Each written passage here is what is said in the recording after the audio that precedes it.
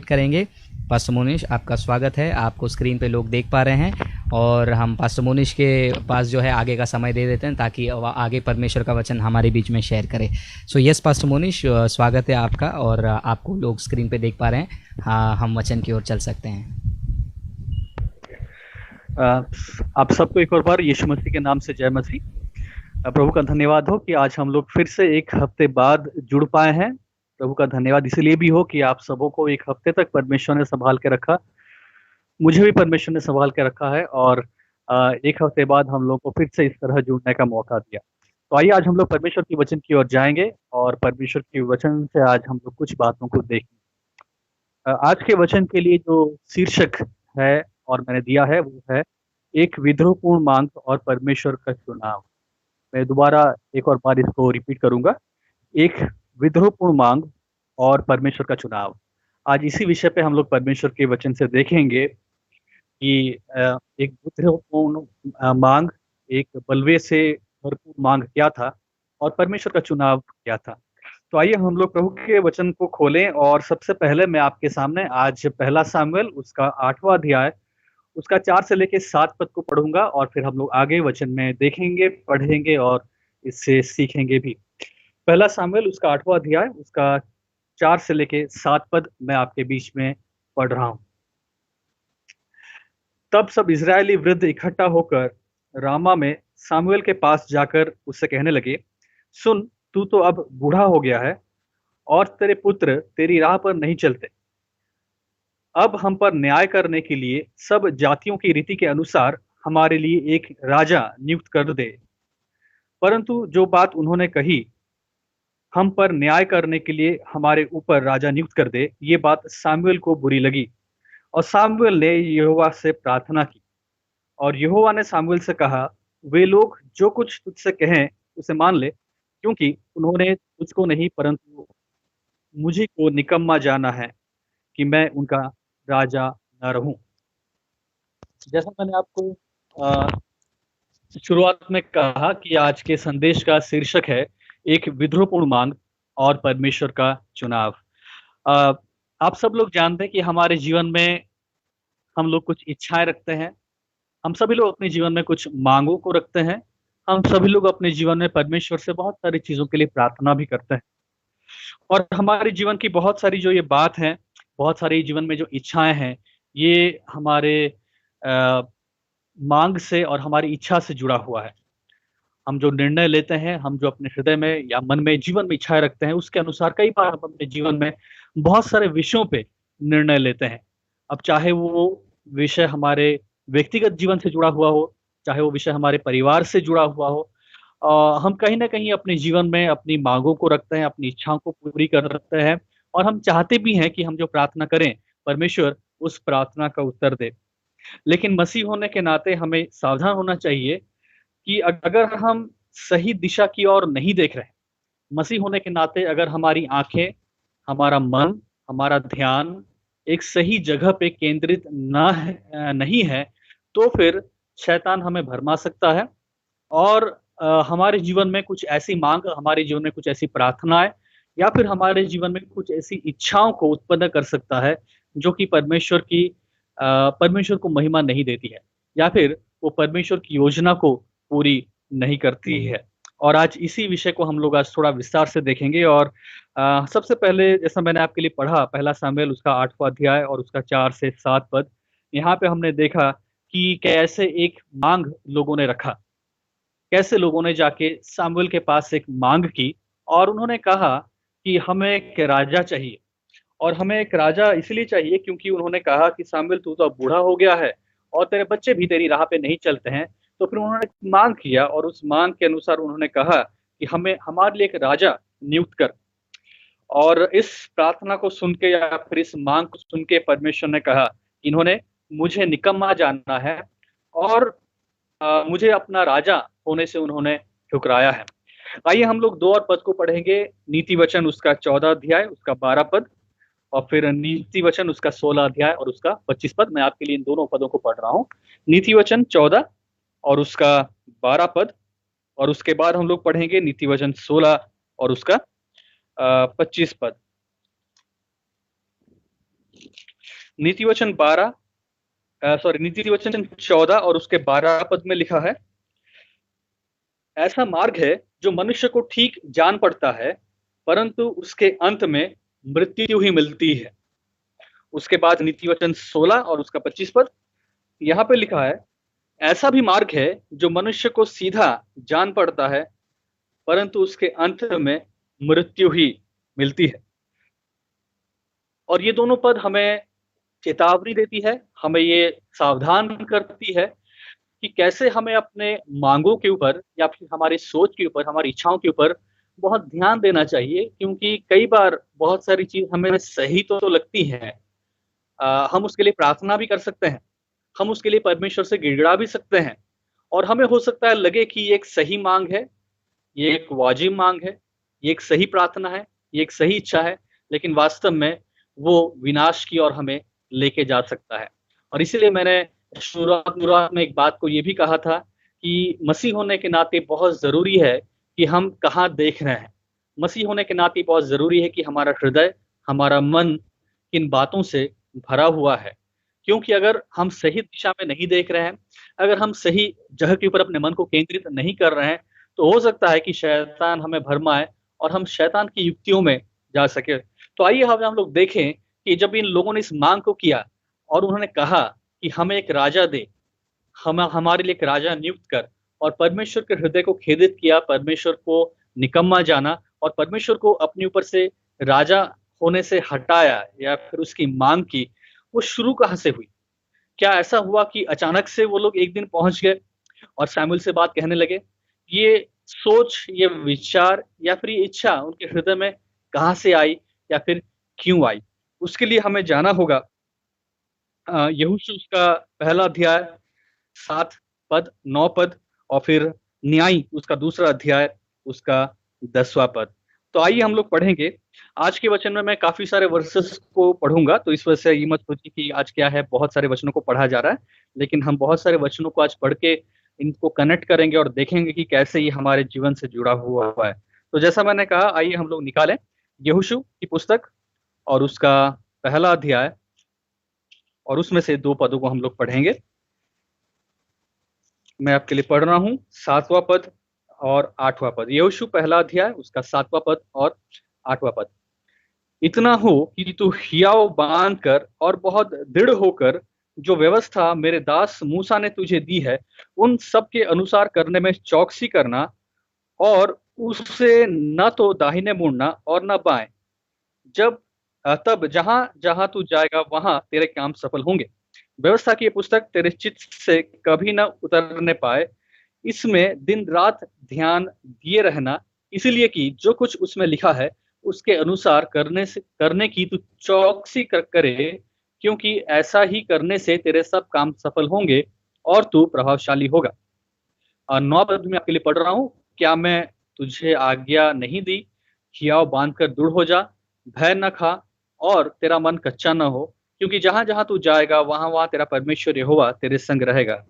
अब यहोशू की पुस्तक में जब हम शुरुआत में पढ़ते हैं, हम लोग देखते हैं कि कैसे यहोशू की अगुवाई में ये लोग कनान देश में प्रवेश करते हैं, और परमेश्वर एक नियम देता है, परमेश्वर एक आज्ञा देता है और लोगों को चिताता है, और लोगों को ये कहता है कि तू अपने चित्त में मेरी आज्ञाओं को डाल दे, व्यवस्था के पुस्तक के ऊपर तू अध्ययन कर, उसके ऊपर तू मनन कर, उससे तू पढ़, उससे तू सीख और उससे अपना मन लगा।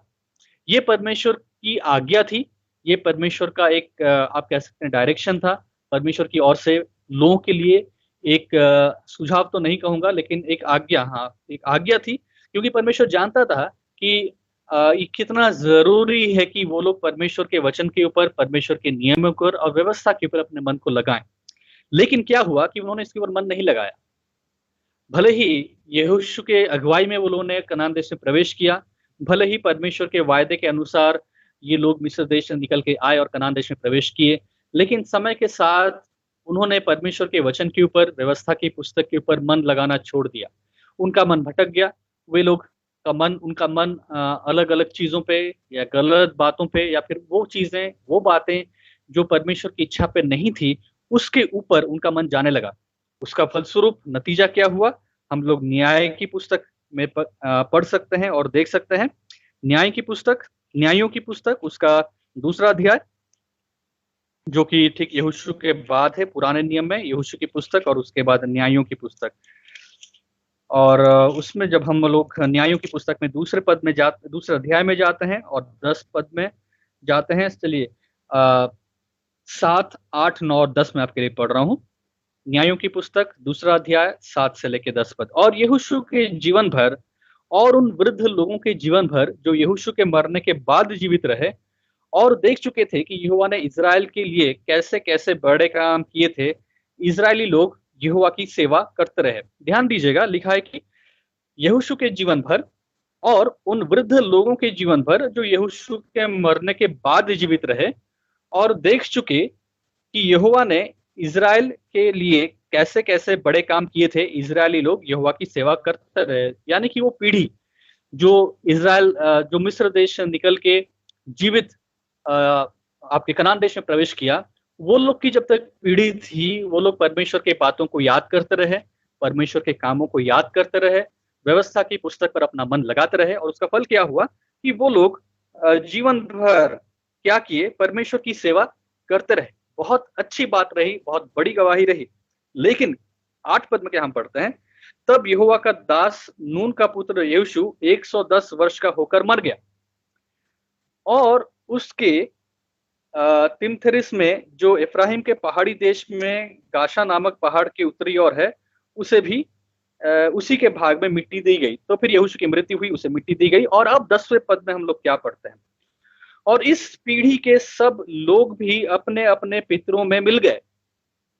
तो क्या हुआ, ये जो पीढ़ी जो परमेश्वर का भय मानती थी और कनान देश में प्रवेश किए थे, ये लोग परमेश्वर के कामों को याद करते थे, परमेश्वर का वचन पढ़ते थे, नियमों का पालन करते थे, व्यवस्था के पुस्तक को मानते थे, अब तक ठीक रहा। लेकिन जैसे ये पीढ़ी खत्म हुई, 10वें पद में जैसे लिखा है, तब उसके बाद जो दूसरी पीढ़ी हुई, उनके लोगों ने न तो यहोवा को जानते थे और न उस काम को जो उसने इज़राइल के लिए किया था। इतनी दुख की बात है कि जैसे ही ये पीढ़ी खत्म होती है, इन्होंने हो सकता है क्या कारण है हमें नहीं मालूम, लेकिन वो एक नमूना या फिर एक ऐसा अगुवा कोई रख नहीं छोड़े जो प्रोत्साहन का कारण बन पाए, जो एक सही अगुवे का काम कर पाए, या जो भी कारण रहा हमें नहीं मालूम। लेकिन जो मालूम है वो ये है, या फिर बाइबल में जो लिखा है वो ये है कि एक ऐसी पीढ़ी अब निकली, या फिर वहां पे एक ऐसी पीढ़ी रहने लगे जो ना तो यहोवा को जानते थे और ना उसके काम को जो इज़राइल के लिए यहोवा ने किया था। सोचिए, मिस्र देश से ये लोग को छुटकारा दिया गया, वो लोगों ने परमेश्वर के बड़े बड़े कामों को देखा, जो लोग बलवा किए वो लोग वहां पे मर गए उस निर्जन स्थान में।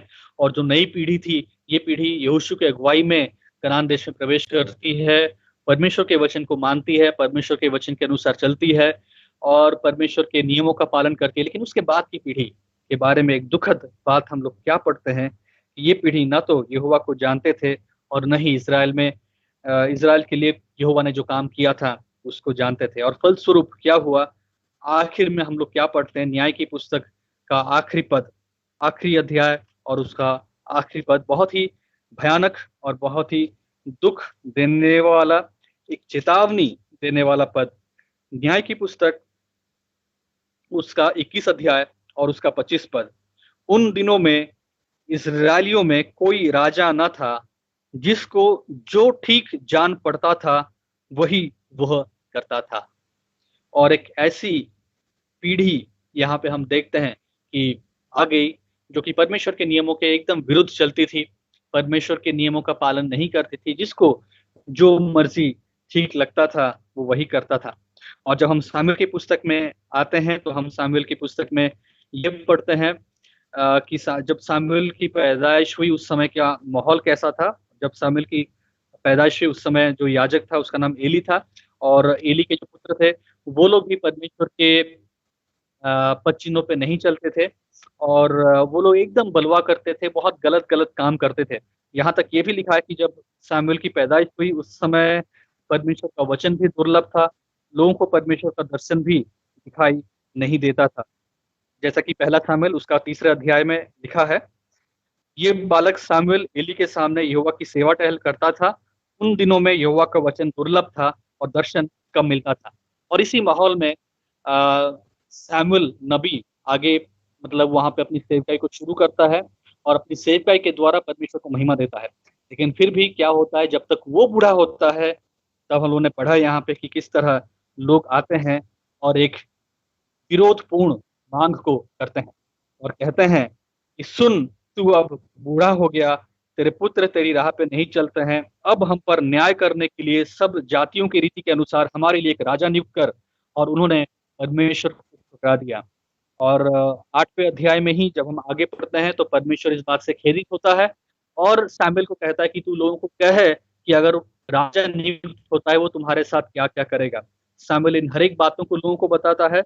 फिर भी लोग का प्रतिक्रिया आप पढ़िए 19 पद और 20 पद में, तो भी उन लोगों ने सैमुएल की बात न सुनी और कहने लगे, नहीं, हम निश्चय अपने लिए राजा चाहते हैं जिससे हम भी और सब जातियों के समान हो जाए और हमारा राजा हमारा न्याय करे और हमारे आगे आगे चलकर हमारी ओर से युद्ध किया करे।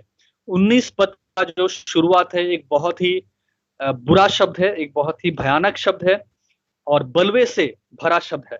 लिखा है तो भी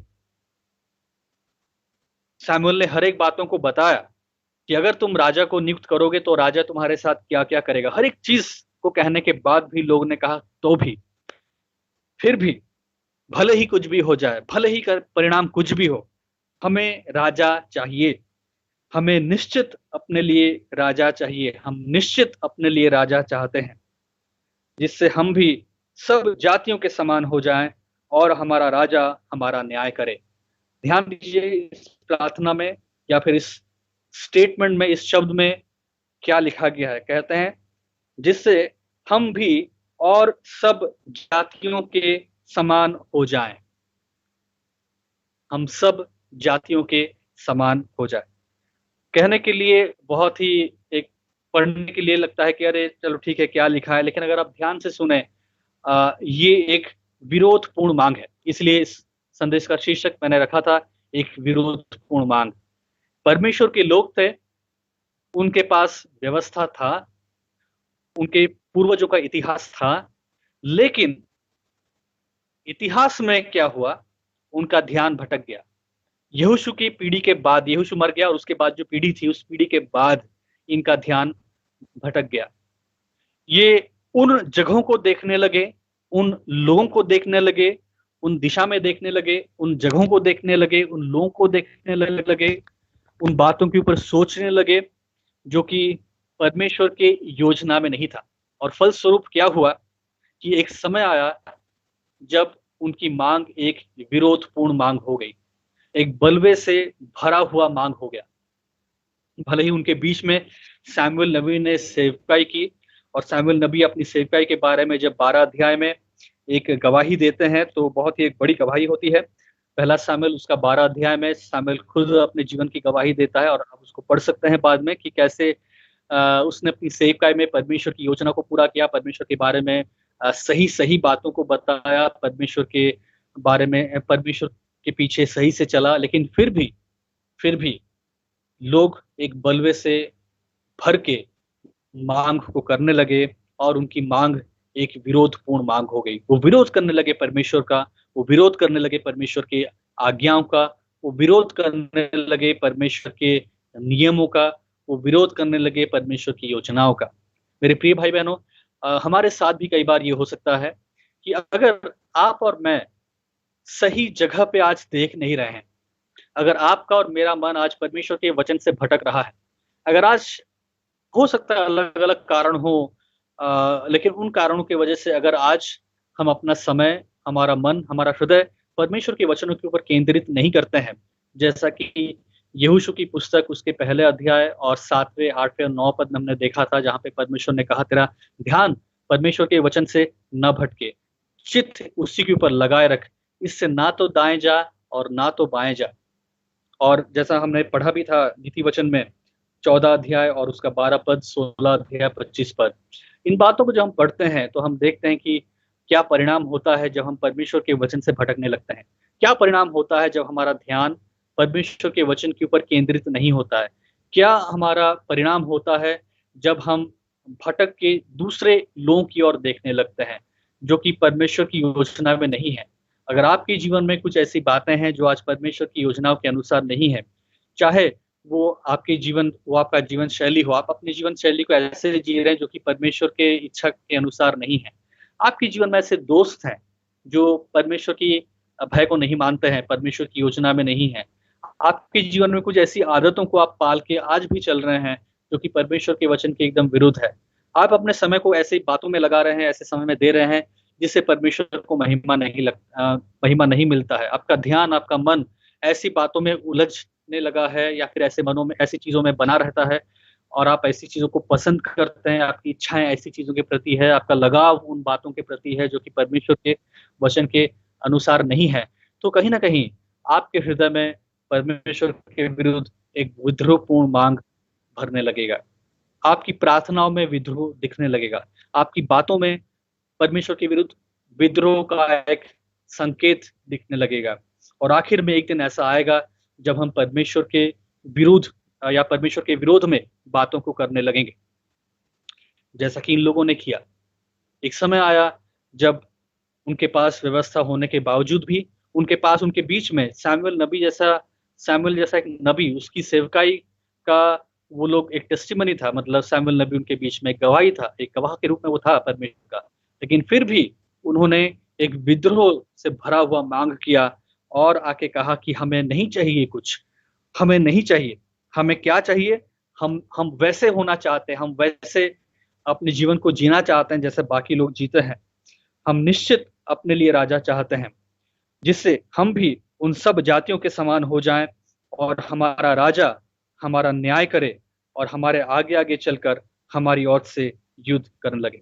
हमारे जीवन में ये समय या फिर ऐसी बात आने में देर नहीं लगेगी। इसलिए बहुत ज़रूरी है कि हम अपने जीवन में किन बातों को जगह दे रहे हैं, किन चीज़ों में हम लोग लिप्त हो रहे हैं, ये बहुत ज़रूरी है। और जब उन्होंने ऐसा किया तो उसका फल क्या हुआ? पहला शमूएल 12 अध्याय 19 पद में वो लोग जब शमूएल की गवाही को सुनते हैं, वो रियलाइज़ करते हैं, वो तब समझते हैं कि उन्होंने कितना बड़ा पाप किया। जब शमूएल की गवाही को वो लोग सुनते हैं 12 अध्याय में, पहला शमूएल 12 अध्याय में, तो 19 पद में ये सब लोग आके क्या कहते हैं? तब सब लोगों ने शमूएल से कहा, अपने दासों के निमित्त अपने परमेश्वर यहोवा से प्रार्थना कर कि हम मर न जाएं, क्योंकि हमने अपने सारे पापों से बढ़कर ये बुराई की है कि राजा की मांग हमने की। लेकिन क्या होगा ऐसी प्रार्थना का? क्योंकि इसका परिणाम तुमको भुगतना ही था। भले ही उन्होंने रियलाइज किया, भले उनको लगा एक समय के बाद कि उन्होंने जो मांग की, एक गलत मांग की, और उन्होंने कहा भी शमूएल के सामने कि प्रार्थना कर कि हम मर न जाए, क्योंकि हमने परमेश्वर को ठुकराया है, हमने परमेश्वर के विरुद्ध बलवा किया है, हमने परमेश्वर के खिलाफ बातों को कहा है, हमने एक विरोधपूर्ण मांग की है। प्रार्थना कर हमारे लिए कि परमेश्वर हमें दंड न दे, हमें मार न दे। लेकिन अब प्रार्थना करने से, अब पश्चाताप करने से क्या फायदा? भले ही परमेश्वर ने माफ कर दिया। आगे चल के हम लोग पढ़ते हैं कि शमूएल लोगों को कहा कि डरो मत, तुमने ये सब बुराई तो की है, परंतु अब यहोवा के पीछे चलने से मत मुड़ना, परंतु अपने संपूर्ण मन से उसकी उपासना करना। लेकिन फिर भी इसका परिणाम उन्होंने अपने जीवन में देखा, क्योंकि उन्होंने जिस राजा की मांग की थी और वो राजा का नाम शाऊल था, ये शाऊल राजा कुछ समय के बाद खुद परमेश्वर के विरुद्ध बलवा करने लगा। खुद उसके जीवन में कुछ ऐसी बातें हुई जो परमेश्वर को शोभा नहीं देती थी। वो खुद परमेश्वर के नियमों को तोड़ने लगा, वो खुद परमेश्वर के विरुद्ध बातें करने लगा, परमेश्वर के विरुद्ध कामों को करने लगा, और परमेश्वर ने जो जो आज्ञाएं दी उसके विरुद्ध वो काम करने लगा। न केवल सॉल एक बहुत बड़ा उदाहरण है हमें, हमारे लिए आज, जहाँ पे हम देखते हैं कि कैसे एक गलत निर्णय, एक गलत या फिर विरोधपूर्ण मांग का भरपाई लोग को करना पड़ा। एक समाज के रूप में, एक देश के रूप में उन्होंने उन बातों को झेला और उन बातों को सहा जो कि उनके विरोधपूर्ण मांग के अनुसार था। भले ही परमेश्वर ने उन्हें माफ किया, भले ही शमूएल ने कहा कि अब डरो मत, परमेश्वर के पीछे चलो, लेकिन फिर भी उनके विरोधपूर्ण मांग का जो परिणाम था वो उनको झेलना ही पड़ा। और सौल राजा के अधीन में रह के उन्होंने देखा कि कैसे सौल राजा परमेश्वर के विरुद्ध गया, परमेश्वर के विरुद्ध बलवा किया और कैसे कैसे गलत कामों को किया। तो मेरे प्रिय भाइयों बहनों, हमें बहुत ध्यान रखना है, क्योंकि एक बार अगर हम परमेश्वर के विरुद्ध कोई गलत काम कर देते हैं, एक बार हमारे जीवन में परमेश्वर के विरुद्ध अगर हमारे जीवन में विद्रोह आ जाता है और हम विद्रोह से भर के, बलवे से भर के परमेश्वर के विरुद्ध कामों को करते हैं, ऐसी मांगों को करते हैं या फिर चीजों को करते हैं, तो फिर हो सकता है हम पश्चाताप करें और परमेश्वर हमें माफ भी कर दे, लेकिन उसका परिणाम हम अपने जीवन में देखते हैं। एक और उदाहरण ऐसे ही व्यक्ति का हम लोग देखते हैं न्याय की पुस्तक में, और वो है सैमसन।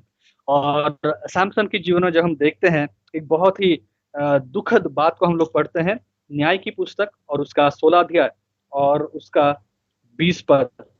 न्यायों की पुस्तक 16 अध्याय और उसका 20 पद। अब यहाँ पे जब सिमशोन और दलीला के बारे में हम लोग पढ़ते हैं, हम लोग जानते हैं कि कैसे सैमसन जो था, सैमसन था, एक बहुत बलवंत व्यक्ति था, सब बहुत बढ़िया था, वो मतलब लोगों को हरा देता था, उसके पास बल था, शक्ति था, सब कुछ था, लेकिन वो कुछ गलत कामों में चला गया। वो जानता था कि परमेश्वर के विरुद्ध है, वो जानता था कि ये परमेश्वर इन बातों से घृणा रखता है, लेकिन फिर भी वो उन्हीं व्यभिचार के कामों में चला गया। और 16 अध्याय में हम देखते हैं कि कैसे वो इस पाप में डूबता है, इस पापों को करता है, और आखिर में क्या होता है, 16 अध्याय और उसका 20 पद। तब उसने कहा, हे शमशोन, फिलिस्ती तेरी घात में है। वो व्यभिचार, उस स्त्री के साथ व्यभिचार में पड़ा था, वहां पे सो रहा था, और जब उस स्त्री ने उसको सुला दिया, उसके जो बाल थे उसको काट वाट दिया, और फिर क्या हो गया, उसका सारा बल चला गया था और उसे मालूम नहीं चला। तो हुआ क्या, तब उसने कहा, हे सिमशोन, फिलिस्ती तेरी घात में है। तब वो चौंक कर सोचने लगा, मैं पहले के समान बाहर जाकर झटकूंगा, क्योंकि इसके पहले भी ऐसी घटनाएं हुई थी, जो फिलिस्ती लोग आए, ये गया, उनको मार दिया, उनको हरा दिया। लेकिन अब इस बार क्या हुआ, उसने सोचा कि मैं पहले के समान बाहर जाकर झटकूंगा। वो तो न जानता था कि यहोवा उसके पास से चला गया है। सैमसन को मालूम ही नहीं चला कि यहोवा उसके पास से चला गया है। एक बहुत भयानक चीज है ये, डरावना चीज है ये, कि सैमसन जिसे लगता था कि परमेश्वर उसके साथ है, हर लड़ाई वो परमेश्वर की सामर्थ से लड़ता था, लेकिन जब वो पाप में गया, वो जानता था कि परमेश्वर के विरुद्ध ये चीजें हैं, लेकिन उसने वो बलवे में बना रहा, उस विद्रोह में बना रहा, ध्यान नहीं दिया, परवाह नहीं किया, लापरवाह बन गया, और एक दिन परमेश्वर ने उसको त्याग दिया। और भयानक बात यह है कि उसे पता ही नहीं चला कि कब परमेश्वर ने उसे त्याग दिया।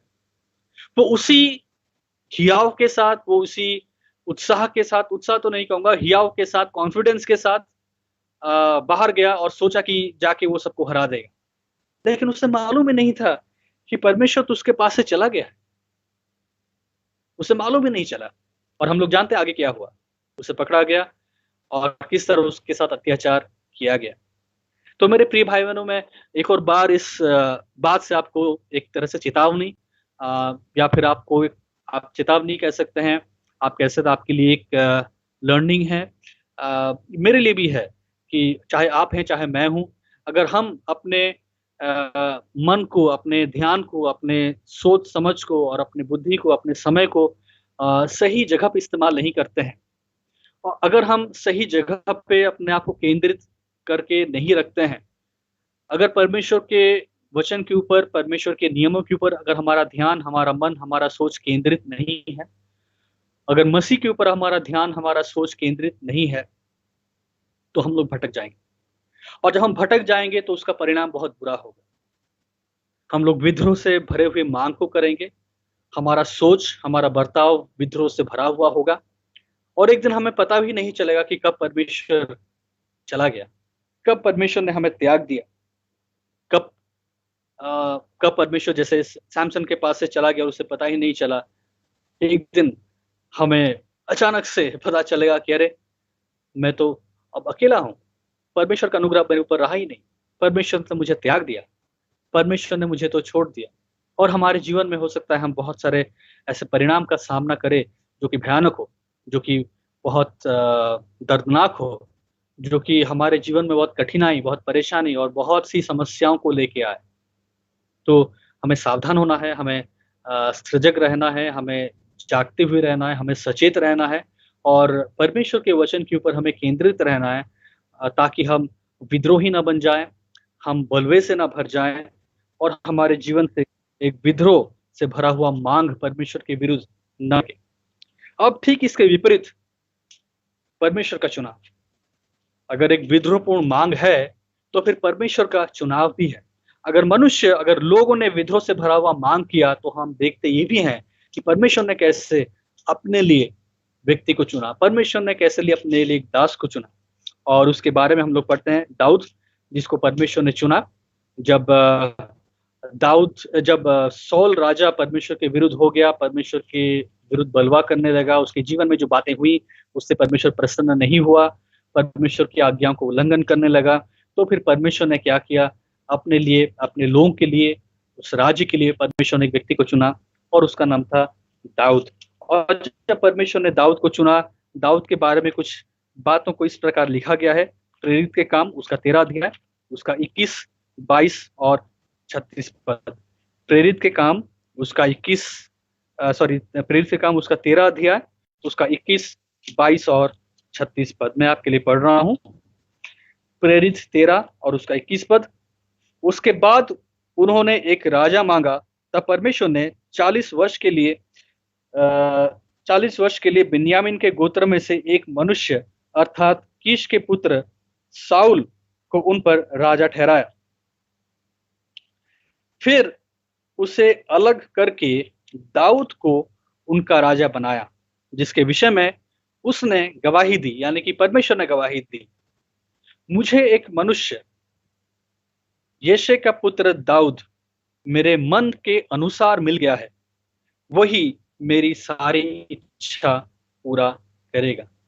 परमेश्वर क्या गवाही देता है? जब परमेश्वर चुनाव करता है, जब परमेश्वर चुनता है, तो वो क्या गवाही देता है कि मुझे मेरे मन के अनुसार एक व्यक्ति मिल गया है और वो मेरी इच्छा को पूरा करेगा। 36 पद में लिखा है, क्योंकि दाऊद तो परमेश्वर की इच्छा के अनुसार अपने समय में सेवा करके सो गया। दाऊद ने क्या किया? परमेश्वर की इच्छा के अनुसार अपने समय में सेवा करके सो गया। सौल ने परमेश्वर के राज्य को अपना ही राज्य समझ बैठा था। परमेश्वर ने उसे एक भंडारी के रूप में उस राज्य को सौंपा था, लेकिन सौल उस राज्य को अपना ही राज्य समझ बैठा था और अपने जीवन में घमंड और बलवे को लेके आ गया था। लेकिन जब दाऊद की बात कही जाती है तो दाऊद के बारे में परमेश्वर कहता है, मेरे मन के अनुसार मुझे एक व्यक्ति मिला है और वो मेरी सारी इच्छा को पूरा करेगा। और 36 पद में हम देखते हैं दाऊद की जीवन की आखिरी, जब वो मर जाता है और उसकी मृत्यु में उसकी जो गवाही दी जाती है, और वो ये है कि दाऊद ने परमेश्वर की इच्छा के अनुसार अपने समय में सेवा की। तो परमेश्वर ने जिस योजना के अनुसार चुना, जिस इच्छा के अनुसार चुना कि मुझे एक ऐसा व्यक्ति मिल गया है जो मेरे मन के अनुसार है और वो मेरी इच्छा को पूरा करेगा, दाऊद सच में वैसा ही किया। और जब वो मरा, उसके बारे में लिखा गया कि दाऊद ने परमेश्वर की इच्छा के अनुसार अपने समय में सेवा की है। तो हम देखते हैं कि परमेश्वर के चुनाव में और मनुष्य के चुनाव में कितना एक बड़ा अंतर होता है। और इसलिए हमें परमेश्वर के चुनाव की ओर ध्यान देना है कि परमेश्वर क्या चुनता है, और परमेश्वर जब चुनता है, परमेश्वर के चुनने के पीछे क्या कारण होता है, क्या वो बातें होती हैं जिसके द्वारा परमेश्वर कोई चीजों को चुनता है, या फिर परमेश्वर आपकी या मेरे जीवन में कोई चीजों को नियुक्त करता है। तो सौल तो परमेश्वर के लोगों के मन को संतुष्ट करने के लिए ठहराया गया, क्योंकि लोगों ने एक मांग की, लोगों ने एक विद्रोह से भरा हुआ मांग किया और परमेश्वर ने केवल उनके मन को संतुष्ट करने के लिए उनकी इच्छा को पूरा कर दिया। लेकिन दाऊद को परमेश्वर ने चुना क्योंकि परमेश्वर के हृदय के अनुसार दाऊद पाया गया, और दाऊद का जीवन परमेश्वर के हृदय को संतुष्ट करता था। तो हमें समझना होगा कि हमारी प्रार्थना में हमें किस प्रकार की प्रार्थना करनी है, क्योंकि ये लोगों ने प्रार्थना तो की, लेकिन इनकी प्रार्थना एक बलवे से भरी हुई प्रार्थना थी, एक विद्रोह से भरी हुई प्रार्थना थी। भले ही परमेश्वर ने इस प्रार्थना का उत्तर दिया। तो जब आपकी और मेरी प्रार्थना का उत्तर मिलता है, हमें हमारी प्रार्थना को जांचना चाहिए कि क्योंकि हम लोग अक्सर हमारी हर एक प्रार्थना का जो उत्तर मिलता है हम लोग खुश हो जाते हैं और हमको लगता है कि परमेश्वर मुझसे खुश है, इसलिए शायद परमेश्वर ने मेरी प्रार्थना को उत्तर दे दिया। तो यहाँ पे भी लोगों ने एक मांग की और परमेश्वर ने उस मांग को पूरा किया। लेकिन क्या परमेश्वर का लोगों की मांग को पूरा करना एक खुशी के साथ था, या फिर परमेश्वर का लोगों की मांग को पूरा करना खुशी के साथ नहीं था? हम लोग देखते हैं यहाँ पे कि खुशी के साथ नहीं था। परमेश्वर अपने हृदय में संतुष्ट नहीं था। भले ही लोगों की मांग पूरी हुई, भले ही लोगों की इच्छा पूरी हुई, भले ही लोगों की प्रार्थना पूरी हुई, लेकिन फिर भी ये प्रार्थना परमेश्वर के मन को संतुष्ट नहीं किया था। और हमें अपने जीवन को कई बार जांचना पड़ेगा और सोचना पड़ेगा कि हम कई बार जो अपनी प्रार्थना को करते हैं और सोचते हैं कि परमेश्वर ने मेरी प्रार्थना को उत्तर दिया और हम खुश हो जाते हैं, हम लोग गवाही भी कई बार देते हैं, देखो मैंने प्रार्थना किया, परमेश्वर ने उत्तर दे दिया। हमें अपनी हर एक प्रार्थना को जांचना है और देखना है कि मेरी ये जो प्रार्थना थी, क्या ये वास्तव में परमेश्वर की इच्छा के अनुसार थी?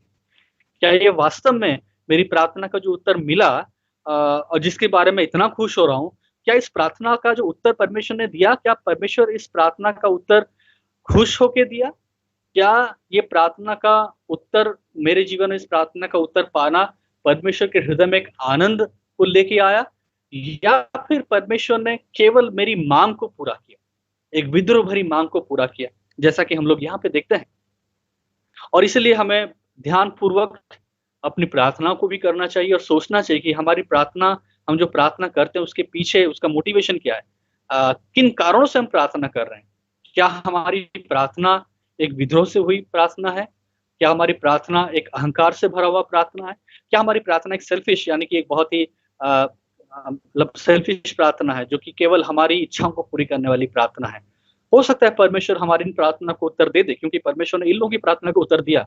इतना बलवा से भरा हुआ प्रार्थना, विद्रोह से भरा हुआ प्रार्थना और मांग, लेकिन परमेश्वर ने उत्तर दिया। और हो सकता है परमेश्वर आपकी भी प्रार्थना या फिर मांग का उत्तर दे। लेकिन सवाल यह है कि वो जो उत्तर आपने प्राप्त किया, आपका जो मांग था जो पूरा हुआ, क्या ये एक विद्रोह से भरा हुआ मांग था, या परमेश्वर के हृदय को प्रसन्न करना हुआ मांग था या प्रार्थना था? और हम देखते हैं कि परमेश्वर जब चुनता है, वो दाऊद को चुनता है। और परमेश्वर जब दाऊद को चुनता है, इसलिए चुनता है क्योंकि परमेश्वर देखता है कि दाऊद परमेश्वर के हृदय का खोजी था और दाऊद के जीवन से परमेश्वर प्रसन्न था। अब हम लोग थोड़ा दाऊद के जीवन के बारे में सोचें कि क्या था दाऊद के जीवन में जिस वजह से परमेश्वर प्रसन्न हुआ दाऊद से?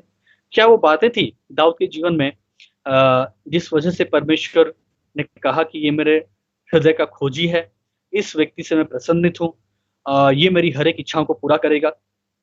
क्योंकि जब हम देखते हैं कि सामुएल जाता है दाऊद को अभिषेक करने के लिए और बेथलेहम पहुंचता है, दाऊद एक चरवाहा रहता है, एक जैसे कि घर का 8वां बेटा होता है, उसके 8 बेटे होते हैं और 7 बेटों को बुलाया जाता है, लेकिन 8वां बेटा जो कि दाऊद है उसको बुलाया नहीं जाता है, क्योंकि वो उनको लगता है कि ये क्या छोटा सा लड़का है, क्या करेगा। और दाऊद कहीं पे चरवाहा का काम कर रहा होता है, फिर उसको बुलाया जाता है, फिर उसे अभिषेक किया जाता है। तो दाऊद तो अपने जीवन में एक ऐसा लड़का था जो कि एक नेग्लेक्टेड लड़का था। अपने परिवार में उसे हो सकता है सबसे ज्यादा तुच्छ माना जाता हो या छोटा माना जाता हो, और उसको उसकी कोई अहमियत नहीं होगी। वो चरवाहा का काम करता था, भेड़ों को चराता था और उसका कोई वैल्यू नहीं था परिवार में। उसको अपने परिवार में खुद उसके भाई लोग, उसके पिताजी भी उसको वो सम्मान या फिर वो आदर, वो प्रेम नहीं देते थे, क्योंकि जब सामुएल आता है और कहता है कि तेरे जितने पुत्र हैं उनको बुला, वो बाकी हर एक 7 बेटों को बुलाता तो है, लेकिन 8वां बेटा उसको बुलाता ही नहीं है, क्योंकि उनको लगता था ये क्या करेगा, ये कुछ भी नहीं है, ये बस चरवाहे का काम करता है, उसके लिए ही ठीक है। बाकी मेरे बेटे सब हष्ट पुष्ट हैं, वो लोग आर्मी में काम करते हैं या फिर साउल राजा के साथ लड़ाई करते हैं, लेकिन ये तो चरवाहा है, ये क्या करने वाला है, कुछ नहीं कर सकता। तो हम देखते हैं कि संसार की नजरों में, अपने परिवार की नजरों में, अपने भाइयों की नजरों में, अपने पिता की नजरों में दाऊद का कोई सम्मान नहीं था, कोई आदर नहीं था, और वो एक नेग्लेक्टेड लड़का था। लेकिन करता क्या था वो एक चरवाहा था। और जब हम कई बार दाऊद को भी सोचते हैं ना, दाऊद चरवाहा था, तो हमारे दिमाग में पिक्चर आता है कैलेंडर में ना, कैलेंडर में जब हम देखते हैं कि एक पूरा हरा भरा पूरा एकदम मैदान है, वहां पे एक चरवाहा है, यीशु मसीह लाठी लेके खड़ा है और वहां पे भेड़ बकरियां हैं, भेड़े हैं, और हमें लगता है कि चरवाही करना ऐसा ही होता है। लेकिन वास्तव में जहाँ पे दाऊद एक चरवाहा था, बेथलेहम के नगर में, बेथलेहम की पहाड़ियों में, जहाँ पे दाऊद चरवाही करता था, भेड़ों को चराता था, वो एक आसान जगह नहीं था। मैं रिक्वेस्ट करूंगा ब्रदर फ्रांसिस से कि 2-3 पिक्चर स्लाइड्स थे वो स्क्रीन पे दिखा सकते हैं, ताकि आप लोगों को एक आइडिया लगे कि जिस जगह पे दाऊद एक चरवाहा का काम करता था, वो किस तरह का जगह था। वो हरी भरी चराइयों वाला जगह ऐसा नहीं था, मतलब जैसे कि हम लोग गीत में भी गाते हैं, भजन संगीता में पढ़ते हैं, और हमारे दिमाग में एक इमेज बैठ गया है कई सालों से, इस भजन संहिता 23 को पढ़ के और उसके बाद कैलेंडर में देख के, कि एक चरवाहा और एक भेड़ का जो इमेजिनेशन या पिक्चर हमारे दिमागों में होता है, वो एक बहुत ही बढ़िया सा एक फील्ड होता है या पहाड़ी होती है, जहाँ पे बहुत घास, एकदम हरे भरे हरे घास है, एक झरना बह रहा है, पानी है, वहाँ पे एक चरवाहा है, बैठा हुआ है या खड़ा हुआ है, और ढेर सारे भेड़ हैं, और हमें लगता है कि एक भरपूरी का जगह है, एक बहुत बढ़िया जगह है। लेकिन वास्तव में वैसा जगह नहीं था। अगर वो जो स्लाइड आपको दिखाया गया है या दिखाया जा रहा है, जहाँ पे बेथलेहम की पहाड़ियाँ पहाड़ियाँ हैं और उसका पिक्चर है, आप वहाँ पे देख सकते हैं कि वहाँ पे किस प्रकार का जगह था। अगर आप इसके बारे में और भी थोड़ा स्टडी करना चाहे या देखना चाहे, गूगल में सीधा जाइए और गूगल में टाइप कीजिए कि वैलीज इन बेथलेहम, या फिर वहाँ पे टाइप कीजिए गूगल में जाके the valleys of Bethlehem, pictures of the valleys of Bethlehem या images in the valley of Bethlehem, इस प्रकार के चीजों को टाइप कीजिए, और वहां पे बेथलेहम के जो वादियां हैं जहाँ पे चरवाहे चराते थे भेड़ों को बेथलेहम में, वो वादियों को पिक्चर आपको वहां पे दिखाई देगा, और आप पाएंगे वहां पे कि ये पथरीले थे। वैसा घास हर जगह दिखता नहीं था जैसे कि नॉर्मली हम लोग कैलेंडर में देखते हैं और सोचते हैं कि अरे वाह कितना बढ़िया था, दाऊद कितना मजे में था, और हमको लगता है कि दाऊद शायद वहां पे आराम से लेटा होगा, झील के किनारे पानी बह रहा होगा, ठंड मस्त हवा बह रहा होगा, और वहां पे लेटे लेटे भजन वो लिखता होगा, कितना बढ़िया था, भेड़ों को चराता था, और ना मतलब एक बहुत बढ़िया इमेजिनेशन। लेकिन वो पिक्चर्स, वो इमेजेस आपको दिखाएंगे कि वो ऐसा जगह नहीं था। धूप, रेगिस्तान, बहुत ही हार्श वेदर, एकदम पथरीला चट्टान, और वहां पे वो भेड़ों को चराता था। कोई आसान काम नहीं करता था, बैठ के मजे वाला काम, लेटा है बढ़िया से चल रहा है। लेकिन बात ये था कि अपने माँ बाप से भी, अपने घर परिवार से भी वो एक नेग्लेक्टेड लड़का था, ना आदर ना सम्मान, और जो काम भी करता था वो भी कोई बढ़िया वाला, कोई ऐसा जगह नहीं था जहाँ पे वो घूम फिर रहा है और पूरा लेटा हुआ है नदी के किनारे, झरनों के किनारे, और गाना गा रहा है, बैठ के भजन लिख रहा है। ऐसी परिस्थिति में रहने के बावजूद भी, ऐसे कठिन परिस्थितियों में रहने के बावजूद भी उसका हृदय कहीं ना कहीं परमेश्वर में मगन रहता था। वो परमेश्वर के प्रति एक धन्यवादी व्यक्ति था। वो परमेश्वर के प्रति मतलब अपने हृदय में धन्यवाद से, गीत से भरा हुआ था। वो एक कंप्लेनर नहीं था।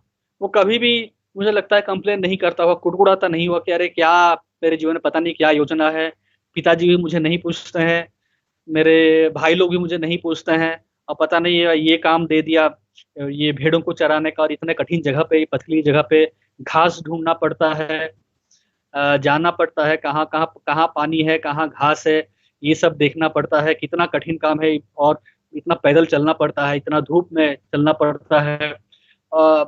इन बातों को लेके उसके जीवन में कोई भी कुड़कुड़ाहट नहीं था। इन बातों को लेके उसके जीवन में ना तो अपने परिवार के प्रति, अपने माँ बाप के प्रति, अपने पिता के प्रति, भाइयों के प्रति, और न ही परमेश्वर के प्रति कुड़कुड़ाहट नहीं था, क्योंकि वो सही जगह पे देख रहा था, क्योंकि उसकी दृष्टि एक सही जगह पे थी। उन लोगों की तरह नहीं थी जिनका दृष्टि भटक गया था। यहोशू के पीढ़ी के बाद, यहोशू के बाद जो पीढ़ी थी, उस पीढ़ी के बाद जो लोग भटक गए थे, जो यहाँ वहां देख रहे थे, जो आसपास के राज्यों को देख रहे थे, जो आसपास के राजाओं को देख रहे थे, आसपास के देशों को देख रहे थे, और फिर उनके मन में धीरे धीरे वो बलवा उत्पन्न हुआ, और आखिर में आके उन्होंने एक मांग की, जो विद्रोह से भरा हुआ मांग किया, और परमेश्वर को ही ठुकरा दिया, और कहा कि नहीं, तो भी कुछ भी हो जाए तो भी हमें चाहिए, हमको राजा ही चाहिए, वही हमको लेके जाएगा, वही हमारे लिए लड़ाई करेगा, हमको परमेश्वर राजा नहीं चाहिए। लेकिन दाऊद ऐसा नहीं था। दाऊद का ध्यान, दाऊद का मन परमेश्वर के वचनों पे, परमेश्वर की विधियों पे, परमेश्वर के जो दिया गया वचन है उसके ऊपर लगा था। उसका मन भटका नहीं था। भले ही परिवार में समस्याएं थी, भरी भले ही उसके पिताजी, उसके भाई उसको एक आदर नहीं देते थे, उस दृष्टि से नहीं देखते थे जैसा देखना चाहिए था। एक एक आदर सम्मान या फिर घर में जो होना चाहिए वैसा नहीं था। और जिस परिस्थिति में रह के वो भेड़ों को चराता था, जिस तरह का काम बेसिकली वो करता था, वहां पे रहने के बावजूद भी वो कभी भी कुड़ाहट को अपने जीवन में स्थान नहीं दिया। कभी भी परमेश्वर के विरुद्ध बलवा की बातें, बलवा की सोच, विरोधपूर्ण बातें, विरोधपूर्ण सोच उसके हृदय में स्थान नहीं दी। वो हर वक्त परमेश्वर को धन्यवाद देता था। उसका हृदय, उसका मन परमेश्वर के प्रति धन्यवाद से भरा हुआ था, परमेश्वर के प्रति आनंद से भरा हुआ था। जो भी वो करता था, जैसे भी रहता था, धन्यवाद के साथ, परमेश्वर के प्रति प्रशंसा स्तुति के साथ करता था, आदर के साथ करता था, आराधना से भरा हुआ उसका हृदय था, स्तुति से भरा हुआ उसका हृदय था। और यही उसकी गवाही थी। और यही चीज को देख के परमेश्वर ने कहा कि ये मेरे हृदय को ढूंढने वाला व्यक्ति है।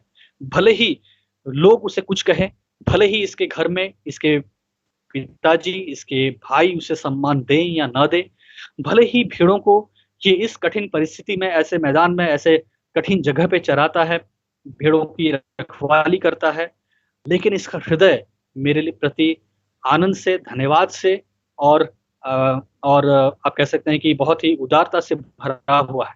और इसीलिए ये मेरे मन के पीछे, मेरे हृदय की इच्छा को पूरा करने वाला व्यक्ति है। और दाऊद ने अपना ढिंडोरा कहीं नहीं पीटा। दाऊद को जाके कहीं बोलना नहीं पड़ा, देखो मैं ऐसा हूं, मैं परमेश्वर के पीछे चलता हूं, मेरे मन में परमेश्वर के प्रति बहुत इज्जत है, बहुत सम्मान है, बहुत प्रेम है, बहुत प्रशंसा स्तुति सब। वो कहीं पे जाके ढिंडोरा नहीं पीटता था अपने बारे में। वो तो उन वादियों में, उस कठिन वादियों में, उस पहाड़ से भरे हुए वादियों में, उस चट्टान से भरे हुए वादियों में मारा फिरता था और भेड़ों को चराता रहता था। लेकिन कहीं ना कहीं उसकी ये गवाही, उसका जो जीवन शैली था, उसके जीवन में जो परमेश्वर के प्रति जो आदर सम्मान था, वो कहीं ना कहीं लोगों तक पहुंचा। न केवल परमेश्वर ने देखा, परमेश्वर तो देख ही रहा था, लेकिन उसका ये गवाही लोगों के पास नहीं पहुंचा। पहला सामुएल 16 अध्याय और उसका 18 पद। पहला सामुएल 16 अध्याय और उसका 18 पद। उसकी गवाही साउल राजा के दरबार में पहुंची।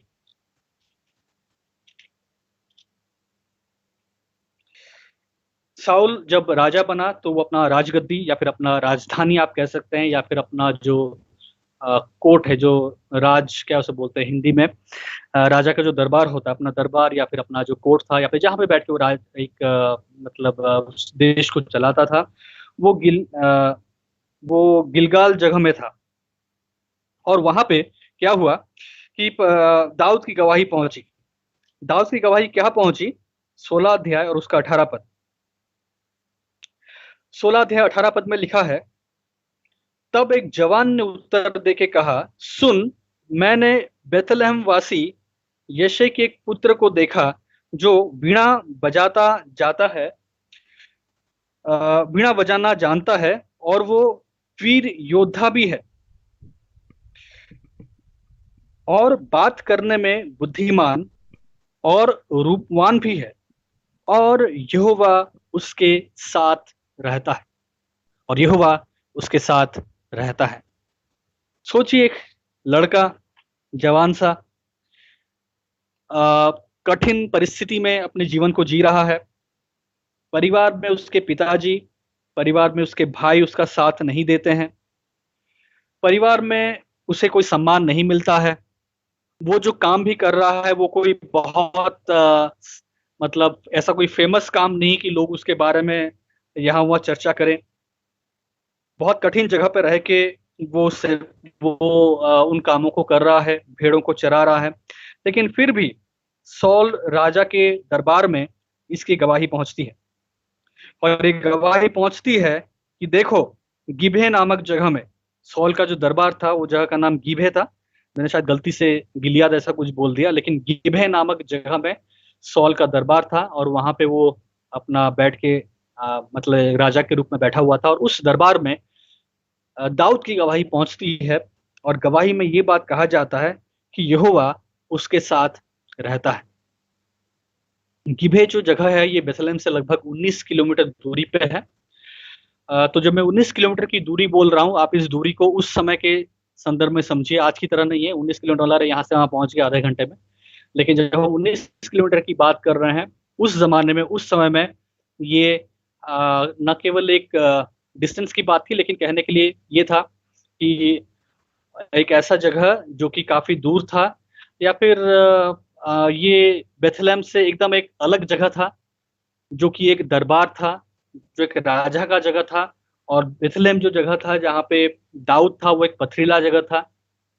वहां पे एक पथरीले जगह में, रेगिस्तान से भरे हुए जगह में, एक विल्डरनेस में, कठिन परिस्थिति में, एक व्यक्ति के हृदय में, एक बालक के हृदय में, एक जवान लड़के के हृदय में परमेश्वर के प्रति जो आदर, महिमा, प्रशंसा, स्तुति हो रहा है, वो अपने जीवन को जैसे जी रहा है, उसकी गवाही कहाँ पहुंच जाती है? दरबार में, एक राजा के बीच में। और कहा जाता है कि एक लड़का है, उसके साथ यहोवा रहता है। एक था व्यक्ति सैमसन, जिसको एक दिन पता चलता है कि परमेश्वर तो उसके साथ है ही नहीं।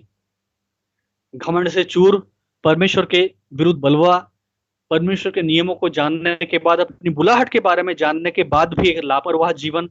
और अचानक से एक दिन पता चलता है कि परमेश्वर तो मेरे साथ है नहीं।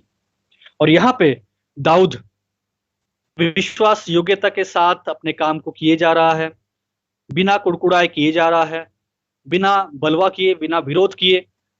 जैसा भी परमेश्वर ने जिस परिस्थिति में उसे रखा है, उसको वो उसमें रह रहा है। और अचानक एक दिन उसके बारे में एक दरबार में गवाही पहुंचती है कि एक लड़का है, उसके साथ परमेश्वर यहोवा है।